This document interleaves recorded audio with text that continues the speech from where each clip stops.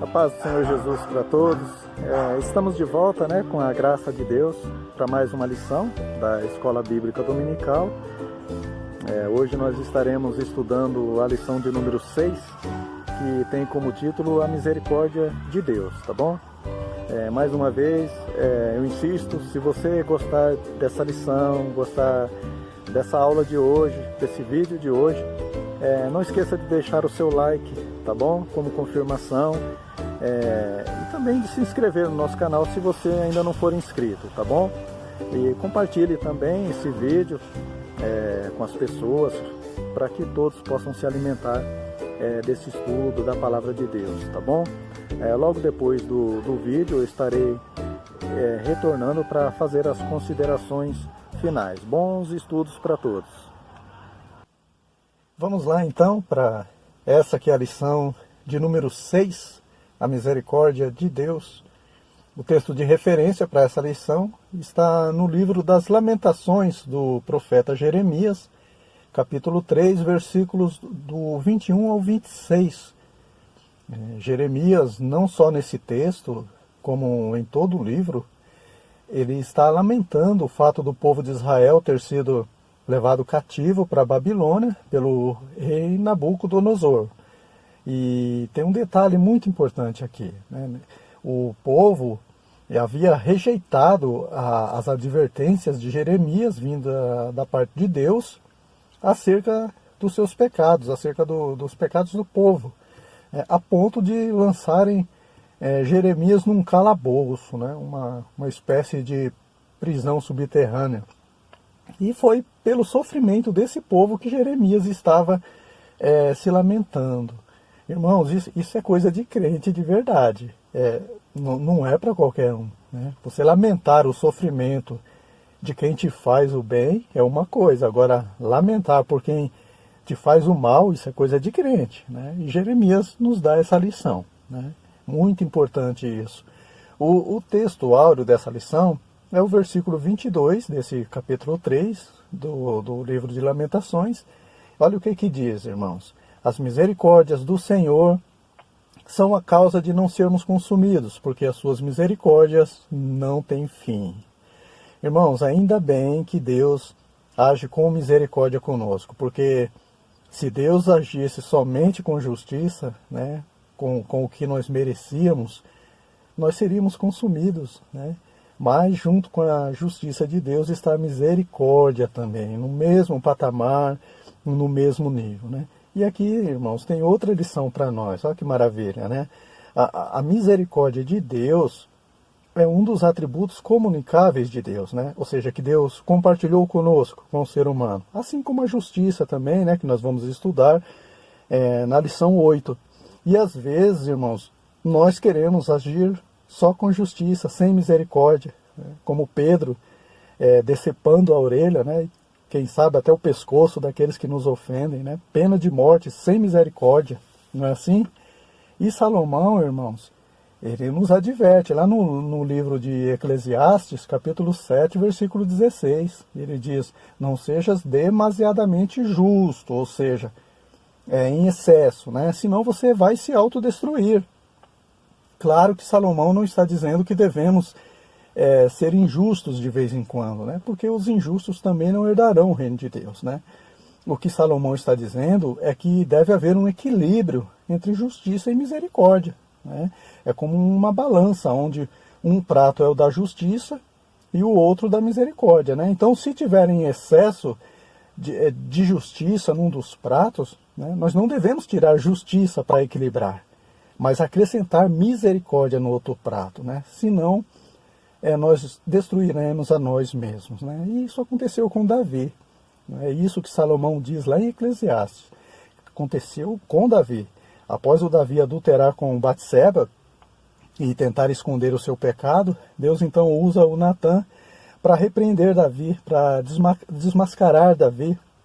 E isso através de uma parábola. O Natã diz para ele, olha, havia na cidade 2 homens, um rico e outro pobre. O rico tinha muitíssimas vacas e ovelhas, mas o pobre não tinha coisa alguma, senão uma pequena cordeira que comprara e criara e preparara cuidara dela com todo carinho, com todo amor. Só que vindo um viajante ao homem rico, deixou este de tomar das suas ovelhas e vacas para preparar, para assar, né, a ovelha, a cordeirinha daquele homem pobre, para o viajante. Né? Irmãos, a Bíblia diz que Davi ele se encheu de furor de uma tal maneira, né, e ele disse para o Natan, né, digno de morte é o homem que fez isso. Sem misericórdia, né? Então aí o Natan responde para ele, olha Davi, você é esse homem, né? Então é como se Natan dissesse para Davi, você está querendo ser demasiadamente justo, sem misericórdia, Davi? Então você vai se autodestruir, né? Pode se matar então, porque você é esse homem. Os irmãos perceberam, irmãos? O cristão ele deve ser flexível, né? Tudo que é muito rígido, a tendência é quebrar. Nesses países de primeiro mundo, né, já estão até construindo edifícios com amortecedores, né, porque são lugares onde há muitos terremotos, e se os prédios estiverem muito rígidos, eles vão ruir, né, e ir abaixo do primeiro terremoto. Então, irmãos, deve haver um equilíbrio, justiça e misericórdia. Né? Paulo disse a Timóteo, tu, homem de Deus, segue a justiça e a piedade, a misericórdia também. Aí, irmãos, a verdade aplicada diz que o Senhor Deus, que é riquíssimo em misericórdia, agiu para nos reconciliar com Ele por intermédio de Jesus Cristo.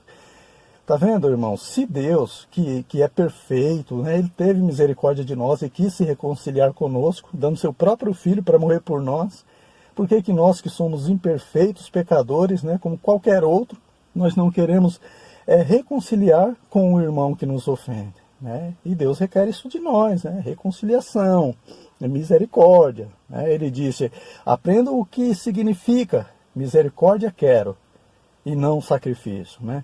Quantos que se desdobram na obra de Deus, né? Se esforçam para fazer a obra, se sacrificam, mas às vezes não perdoa, não tem misericórdia de um irmão que o ofende. Né? E Deus requer reconciliação, irmãos. Deus requer misericórdia de nós. Né? Jesus disse, sejam misericordiosos como vosso Pai é misericordioso. Porque nós temos o atributo da misericórdia que Deus nos deu também. Então ele diz também, né, se trouxeres a tua oferta ao altar e aí te lembrares que teu irmão tem algo contra ti, deixa ali diante do altar a tua oferta e vai reconciliar-te primeiro com teu irmão. E depois vem e apresenta a tua oferta. E oferta, irmãos, não diz respeito apenas a dinheiro, não, tá?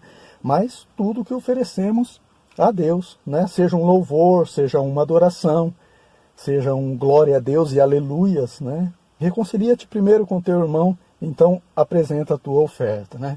Irmãos, Deus nos chamou para vivermos em paz uns com os outros, né? Jesus disse, deixo-vos a paz, a minha paz vos dou.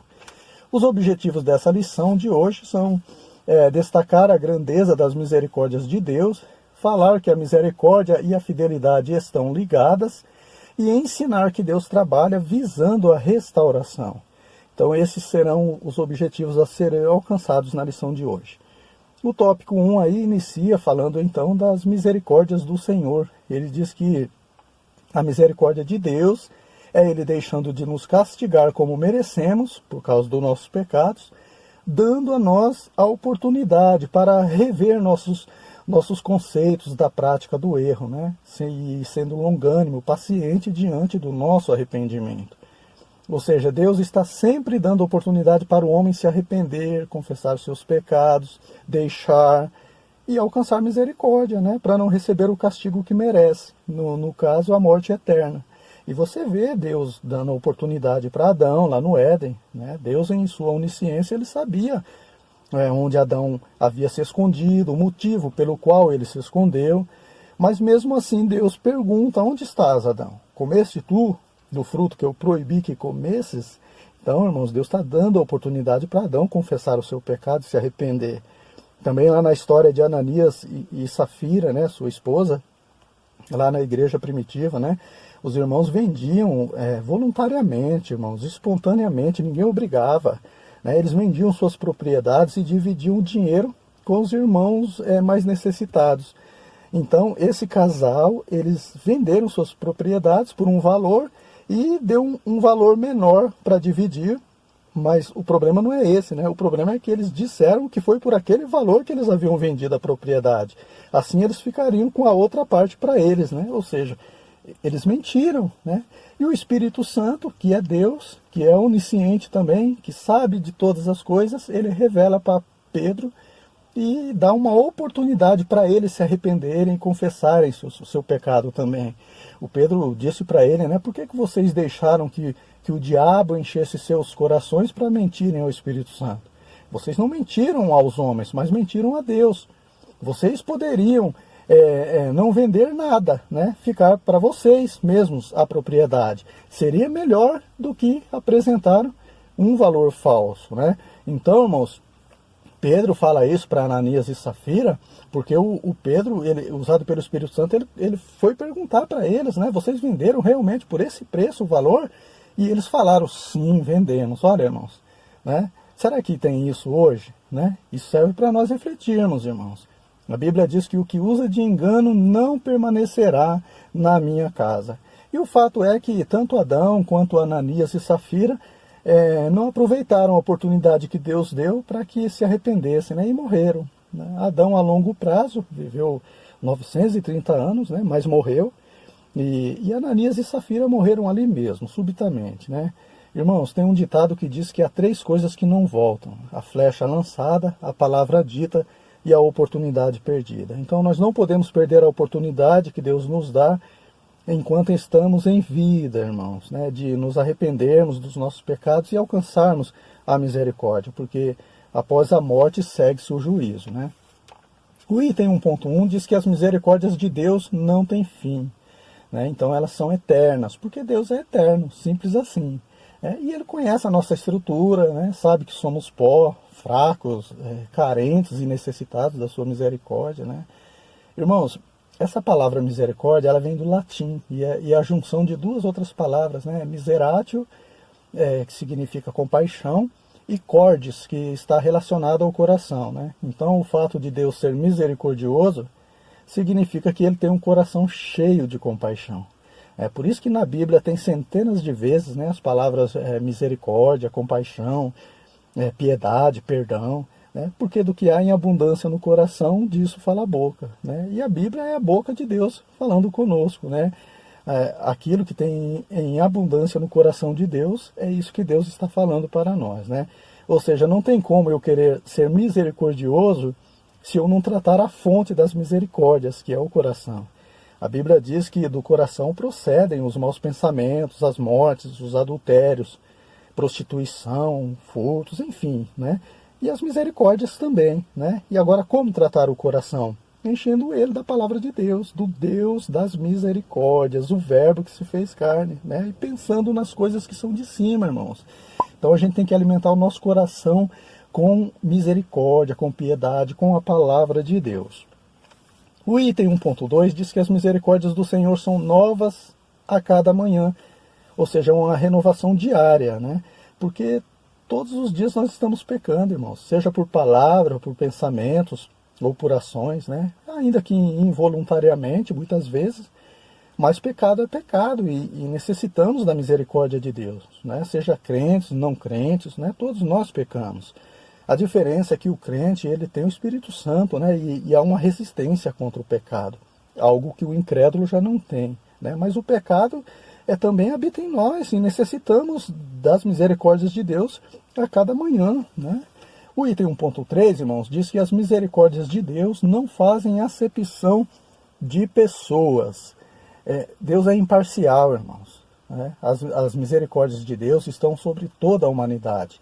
Não importa a cor, sexo, posição social, idade, ela abrange a todos, né? Talvez alguém até questione, mas irmão, por que então que muitos são chamados para a salvação e poucos são os escolhidos, né? Porque apesar das misericórdias de Deus estar sobre todos, né, ela é necessária ser alcançada. Tem algumas condicionais que agem como se fosse uma mola, né, uma mola propulsora, né, para que o ser humano alcance a misericórdia de Deus que está sobre ele. Né? E uma dessas molas, irmãos, propulsoras, seria a própria misericórdia, né? Só que a misericórdia do homem. Se o homem não usar de misericórdia com o seu semelhante, ele não alcança a misericórdia de Deus que está sobre ele. Jesus disse para os seus discípulos no Sermão do Monte, bem-aventurados os misericordiosos, porque eles alcançarão misericórdia. Perceberam, irmãos? E no mesmo sermão ele diz também, né, se não perdoardes aos homens as suas ofensas, vosso Pai não vos perdoará. Então, irmãos, isso é muito importante, porque quando nós agimos com misericórdia, não significa que nós estamos pagando os nossos pecados, os nossos erros, né? Não, os misericordiosos também necessitam de misericórdia, né? Todos estamos no mesmo barco, irmãos, tá bom? Agora, por que Deus exige isso de nós? Como nós já falamos, né? Porque nós temos o atributo da misericórdia. Por isso que Jesus disse, então, né? Sejam misericordiosos como vosso Pai Celestial é misericordioso, né? Aí ele diz, se o teu irmão, o teu inimigo, né, tiver fome, dá-lhe de comer. Né? E não é isso que sugere essa foto aí da lição também? Né? Se nós considerarmos que esse que está recebendo o pão, ele fez um mal para esse que está doando, né? Isso é agir de misericórdia, irmãos, tá? Outro dia eu postei uma mensagem sobre o perdão, né? E alguém se manifestou, irmão, eu não consigo perdoar algo que me fizeram, né? De jeito nenhum. O que eu faço? Aí eu respondi, né, para essa pessoa, olha, eu não vou dizer o que você deve fazer, mas eu vou dizer o que você não deve fazer. Você não deve fazer a oração do Pai Nosso, porque vai chegar num ponto em que você vai dizer, Pai, perdoa as nossas ofensas, assim como, ou da mesma forma que nós perdoamos a quem nos tem ofendido. E aí Deus vai dizer, né, tá bom, eu vou responder sua oração, então, eu vou te perdoar da mesma forma que você. Se você não perdoa de jeito nenhum, eu também não te perdoo de jeito nenhum. Irmãos, o negócio é sério, né? Entre os cristãos não pode haver mágoas, ressentimentos, raiz de amargura, né? O escritor aos Hebreus, ele diz, né, que tenha cuidado de que ninguém se prive da graça de Deus e de que nenhuma raiz de amargura brotando vos perturbe, né? E por ela muito se contamine. Então, irmãos, ele está dizendo que a raiz de amargura ela é contagiosa. A pessoa está com o coração cheio de ressentimento, né? O coração abundante de ressentimento, e ele vai sair isso pela boca, né? Ele sai falando mal daquele que ele tem mágoa, e de repente ele faz a cabeça de muitos, irmãos. É igual a laranja podre, né? Estraga todos que estão próximos, né? Jesus ele contou uma parábola de um rei que perdoou um valor muito alto, né? Que seu servo lhe devia, e depois esse mesmo servo se recusou a perdoar alguém que lhe devia uma quantia irrisória, insignificante.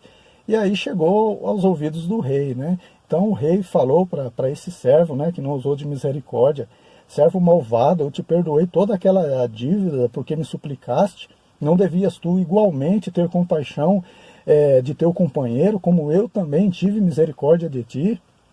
E ali, irmãos, a Bíblia diz que indignado o rei entregou esse servo incompassivo, né, para ser atormentado.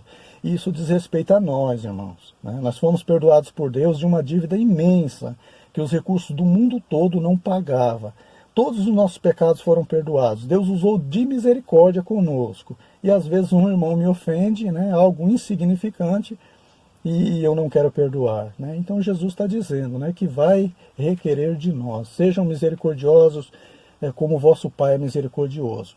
Aí o tópico 2 fala sobre a ligação, né, entre as misericórdias de Deus e sua fidelidade.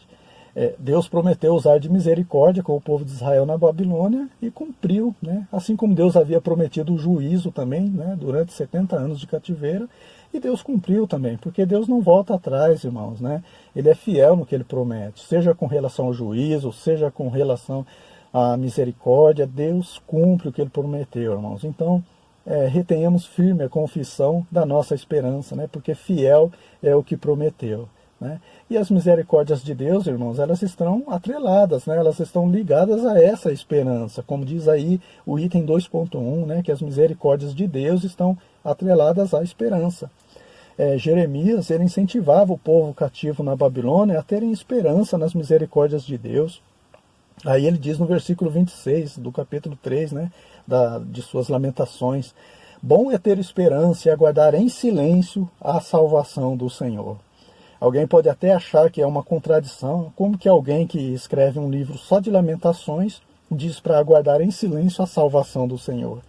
Mas não tem contradição não, irmãos. O que ele está dizendo é que o povo ele deveria esperar em Deus sem murmurar, né? Com paciência, como diz lá o Salmo 40, versículo 1. Esperei com paciência no Senhor, e ele se inclinou para mim e ouviu o meu clamor. Irmãos, lamentações e murmurações não são as mesmas coisas, né? O Espírito Santo, através de Paulo, ele diz, não murmureis, né? Como alguns no deserto murmuraram e pereceram pelo destruidor. E o mesmo Espírito Santo, através de Tiago, diz, lamentai e chorai por causa dos vossos pecados, né? Uma hora está dizendo para murmurar, outra hora está dizendo para lamentar. Será que está tendo contradição aqui? Não, não está tendo contradição. As duas palavras são distintas, né? Lamentar e murmurar. Murmuração é uma reação de revolta contra alguém, né? No caso, contra Deus. E lamentação é um sentimento de pesar, que leva ao choro, ao gemido, mas a pessoa não reclama, né? Ela sofre ali em silêncio. O item 2.2, irmãos, diz que as misericórdias de Deus estão atreladas à disciplina. Ou seja, ter misericórdia, irmãos, não significa que se deve aceitar tudo, né? A misericórdia ela não pode ser usada como escudo para esconder o erro, né? Como diz aí a lição. Tem muitos que pecam voluntariamente por achar que Deus é misericordioso e vai aceitar tudo calado. Só que não é assim, irmãos. Deus disciplina sim, e a disciplina de Deus não significa ausência de misericórdia, mas é para ver se há o arrependimento, né? E muitas vezes funciona. O salmista, lá no Salmo 119, versículo 67, ele diz que antes de eu ser afligido, né, disciplinado, eu andava errado, mas agora, depois que fui disciplinado, eu obedeço a tua palavra. Irmãos, a disciplina de Deus só é resistida por aquele que tem um coração extremamente endurecido, obstinado, né, que não aceitam a correção. O escritor aos Hebreus, ele diz, né, se estáis sem disciplina, da qual todos são feitos participantes, sois então bastardos e não filhos, né? E depois ele prossegue dizendo que a disciplina de Deus vem para nos dar vida. Aí, irmãos, o item 2.3 diz que as misericórdias de Deus estão atreladas ao arrependimento. Irmãos, o arrependimento é outra mola propulsora para se alcançar as misericórdias de Deus, né? Já falamos da misericórdia, né, que é necessário, bem-aventurados misericordiosos, porque eles alcançarão misericórdia. E aqui o arrependimento também, irmãos. Lá no livro de Provérbios diz, né, que o que encobre as suas transgressões nunca prosperará, mas aquele que as confessa e deixa, alcança misericórdia, né? Então, irmãos, as misericórdias de Deus estão sobre todos, mas só alcançam essas misericórdias aqueles que usam de misericórdia e que se arrependem também dos seus pecados. E aí, irmãos, nós não podemos confundir, né, remorso com arrependimento. Remorso é um sentimento de culpa, é muito forte e agressivo, né? Mas ele é rápido também. Ele pode levar alguém ao suicídio, como no caso do Judas Iscariotes, né? Mas se ele for resistido, ele logo passa e a pessoa volta a praticar os mesmos erros, né? Já o arrependimento é sincero, né? A pessoa confessa e deixa e alcança a misericórdia. Como Pedro, né, após negar Jesus 3 vezes, ele não negou mais o Senhor Jesus, né, mesmo depois ele sendo ameaçado de morte, né, pelos sumos sacerdotes, né.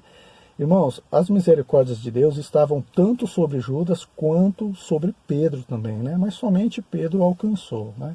Aí o item prossegue dizendo que a misericórdia de Deus foi implantada para dar oportunidade e tempo para as pessoas reconhecerem seu estado pecaminoso e não serem consumidos, né, antes de se arrependerem e pedirem perdão, né. Pedro diz lá na sua segunda carta, capítulo 3, versículo 9, que Deus é longânimo, é paciente, né, mas não é tardio, né. Ele só espera que todos venham a arrepender-se, né, e não quer que ninguém se perca, né. Ele dá um tempo para isso. Foi assim com aquela profetisa lá da igreja de Tiatira, né, numa daquelas cartas para a igreja da Ásia Menor, lá no livro de Apocalipse, né, Jesus deu tempo para ela se arrepender da sua prostituição, mas ela não se arrependeu. Então Jesus diz que vai discipliná-la, né, colocando ela numa cama enferma, para que ela se arrependa. Então, irmãos, o arrependimento é fundamental para se alcançar a misericórdia de Deus. O tópico 3 diz que Deus trabalha visando a restauração. Deus espera um tempo, né, para que o homem volte-se para ele, né, o Pai das misericórdias, como a Bíblia diz.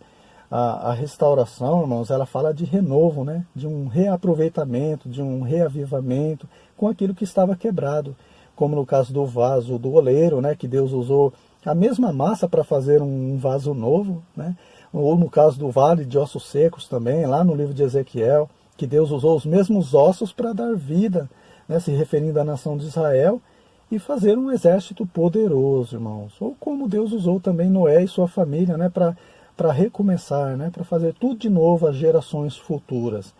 Então, meus irmãos, ainda que alguém esteja nessa situação, né, quebrado, seco, desestruturado, seja no sentido material ou espiritual, né, Deus quer te restaurar, meus irmãos, né? É com você que Ele quer fazer um negócio, que Ele quer usar. Isso fala de avivamento, irmãos.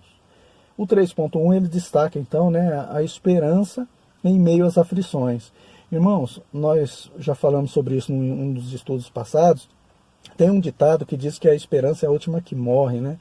Ou seja, ainda que por último, mas ela morre. Porque é uma esperança depositada no homem ou qualquer outra coisa, né? Mas aquele que deposita sua esperança em Deus, irmãos, como Jeremias fez aqui no livro de Lamentações, né? Essa esperança nunca morre, porque Jesus é a nossa esperança e Ele vive para todos sempre, né? A pessoa que deposita sua esperança em Deus, é claro que não está isenta de tempestades, de aflições, mas Deus passa conosco, irmãos. Ele diz na sua palavra, se passares pelo fogo, não te queimarás. E isso aconteceu literalmente com Sadraque, Mesaque e Abednego, né? E depois ele disse, se passares pelas águas, não te submergirão. E também aconteceu literalmente com o povo de Israel lá no meio do mar, quando Deus abriu o mar para o povo passar, irmãos. Então a Bíblia diz que muitas são as aflições do justo, mas o Senhor o livra de todas, porque fiel é o Deus que prometeu, né? O 3.2 diz que a aflição é temporal e equilibrada. Irmãos, Deus não permite que sejamos provados, né, afligidos, tentados, acima do que podemos suportar, irmãos. No tempo certo, Ele dá o livramento. O povo de Israel permaneceu 70 anos no cativeiro babilônico, conforme o próprio Deus disse através de Jeremias, mas passou. Então a gente precisa ter em mente uma coisa, a tribulação, ela produz paciência, né? A Bíblia diz isso, porque nós não temos o que fazer em meio à tribulação a não ser esperar em Deus pacientemente, né? Então ela vai gerar paciência. E esse, irmãos, é um grande conforto espiritual dos crentes em Jesus, né? Eu sei que o meu Redentor vive e por fim se levantará. Para encerrarmos, irmãos, o item 3.3 diz que o propósito das aflições é levar o homem a refletir. Irmãos, para tudo Deus tem um propósito, né? Você já parou para refletir sobre qual o propósito quando Ele permite que você seja afligido, né? Às vezes era para nos despertarmos, como a igreja primitiva, que estava acomodada em Jerusalém, quando a ordem do Senhor era pregar o evangelho até os confins da terra, né? Então Deus permite uma perseguição, uma aflição ferrenha sobre a igreja e eles se dispersam, né? Às vezes as aflições vêm para nos corrigir, como aquele salmista, né, que nós citamos, que só passou a obedecer à palavra de Deus quando foi afligido. E às vezes para orarmos mais também, como o povo de Israel lá no Egito, que só clamaram a Deus quando foram afligidos por Faraó, né? Ou também para provar a nossa fé, irmãos, não para provar para Deus, né? Deus tudo conhece, mas para provar para nós mesmos, irmãos, se realmente nós temos fé. É no momento da dificuldade, do vamos ver, é que a gente percebe se a gente tem fé realmente ou não em Deus. E se a gente vê que não tem, a gente tem que buscar a fé através da palavra de Deus, né? Então, são N os motivos, né, irmãos, pelo qual as aflições surgem. Agora, uma coisa é certa, todas as coisas contribuem juntamente para o bem daqueles que amam a Deus. Então, meus irmãos, cheguemos, pois, com confiança ao trono da graça para que possamos alcançar misericórdia e achar graça a fim de sermos ajudados em tempo oportuno. Amém, meus irmãos? Vamos parar por aqui, né? Chegamos ao final de mais uma lição. Eu espero ter contribuído com a sua edificação espiritual. E mais uma vez eu peço, divulgue, tá bom, esse trabalho, compartilhe esse vídeo com seus familiares, com seus irmãos, com seus amigos, né? E com seus inimigos também, entre aspas, né? Aquelas pessoas que te fazem o mal, que te desejam mal, compartilhe com eles também, tá? Isso é um dos exemplos que a pessoa dá, né? Uma das oportunidades que a pessoa tem de demonstrar essa misericórdia que nós aprendemos nessa lição, tá bom? Que Deus abençoe a todos. Agradeço a você que já foi inscrito no nosso canal, que Deus continue abençoando grandemente a sua vida, tá bom? E até a próxima lição, se Deus assim nos permitir.